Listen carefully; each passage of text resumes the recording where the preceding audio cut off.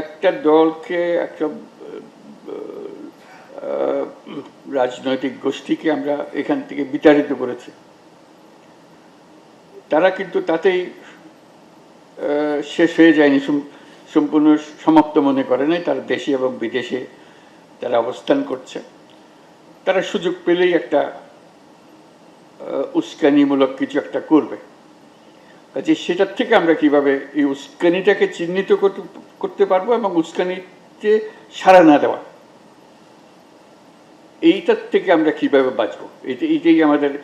আমরা সব দিকে ঠিক আছি, কিন্তু এই বাইরের থেকে আসতেছে, একটা ক্ষোভ সৃষ্টি করছে, আর একটা হচ্ছে উস্কানি সৃষ্টি করছে। উস্কানিটা এমন নিখুঁতভাবে করে বোঝা যায় না যে এটা উস্কানি।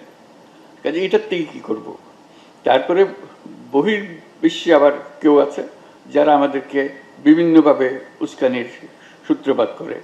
তাদের দেশের যারা সংখ্যালঘু, তাদের উপরে যে হয়রানি, যে তাদের যে ব্যবস্থা, সেটা আমাদের মনে ক্ষোভ সৃষ্টি করে, আমাদের উস্কানির সৃষ্টি করে। এই দুটোর থেকে আমরা কিভাবে ঘটনাকে স্বীকৃতি দেব কিন্তু তার উস্কানির শিকার হবে না, এইটা আমরা কিভাবে করতে পারি, এইটা আমাদেরকে শিখতে হবে, যাতে করে আমরা এই পরিস্থিতির বারে বারে মোকাবেলা করতে। এটা আমাদের কারণে হচ্ছে না, আমি যেটা উল্লেখ করতে চাচ্ছি, এটা আমাদের কারণে হচ্ছে না, হচ্ছে বাইরের একটা কারণে।